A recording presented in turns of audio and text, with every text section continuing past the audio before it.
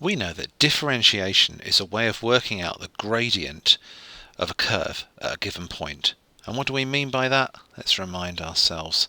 If we've got a curve, suppose a curve that does something like this, and here is a point I am interested in, then what I mean by the differentiated function at that point is if I drew a straight line that just touched at that point and only that point, it would tell me the gradient of this line. Now this line is called a tangent to the curve at that point. So tangent means it just touches it before going off in its own way. And really this is like the use of the word tangent in everyday English, isn't it? If you're having a conversation with somebody and you say they've gone off at a tangent, then there was a moment when your conversations were along the same lines, but then they decided to diverge and go off in a different direction. Now what we're interested in doing now is not just finding the gradient to the curve at that point, but also finding what the equation of that line is. Let's do this with an example. Suppose we have the function y is x cubed subtract 2x plus 1. And I want to find the equation of the tangent to that curve at the point 1. Oh gosh, what is the y coordinate going to be? If the x coordinate is 1, then the y coordinate is going to be 1 cubed, which is 1. Subtract 2 lots of 1, so it's 1, subtract 2 is negative 1, plus another 1, oh, it's actually 1, 0. There we go. So there is a point on that curve, and I want to know the equation of the line that just touches that curve at this point. Well, we will need to know the gradient at that point, so we're going to have to start off by differentiating. Let's work out what dy dx is. It's 3x squared subtract 2. So at the point where the x coordinate is 1, which is what happens in our point, that means that dy dx, the gradient will be 3 lots of 1 squared, which is 3 lots of 1, which is 3, subtract 2, the gradient itself is 1. So what is the equation of the line that goes through this point and has that gradient? Well, we've seen that the quick way to do this is to use y subtract y1 is equal to m into x subtract x1.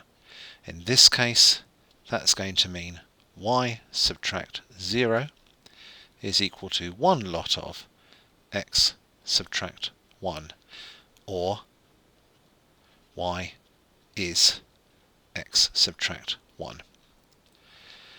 So this is, in general, how we find the equation of tangents to curves. Let's just do a more complicated example.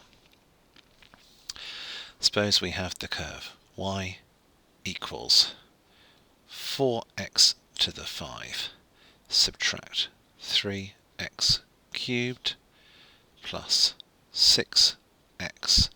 And I'm interested in finding out the equation of the tangent to this curve at the point where we have got an x coordinate of 2.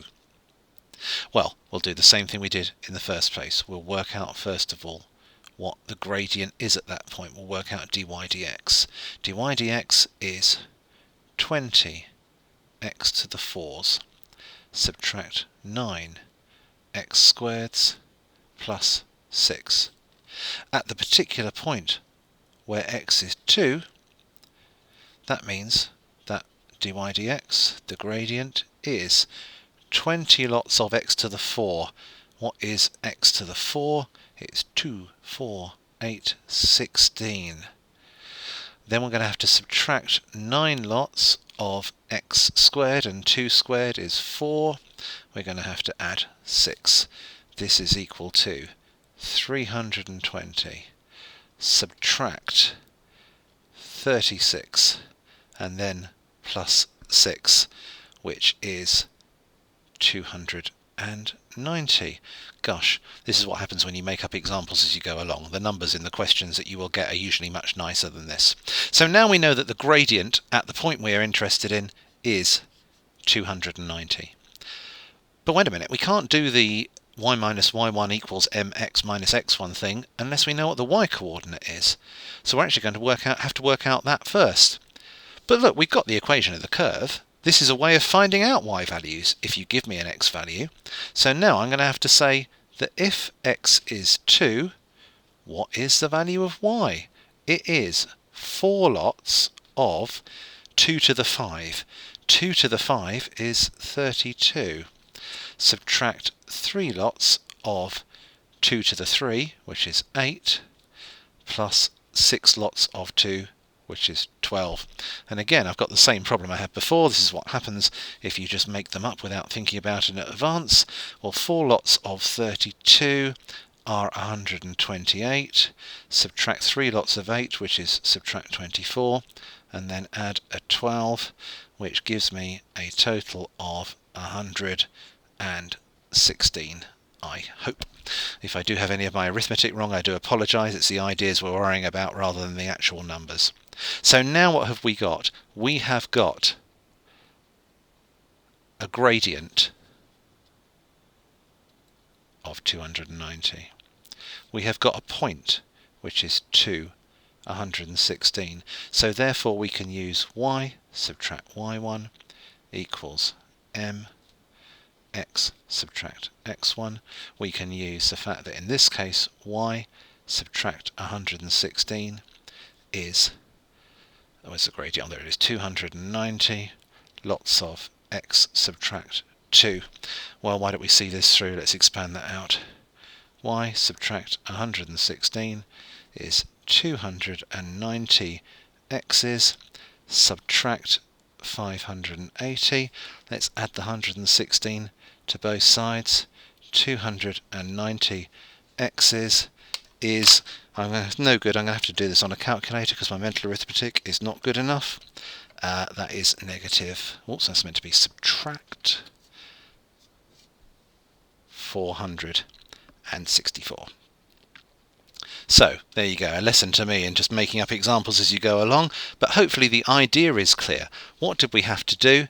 Starting with the function we were given and the x coordinate we were given, work out the gradient at any point and then work out what the gradient is when x equals 2. We'll need the y coordinate when x is 2, but having got those things, we can then throw them straight into the general equation of a straight line and end up with the equation of the tangent to the curve at the point we were given.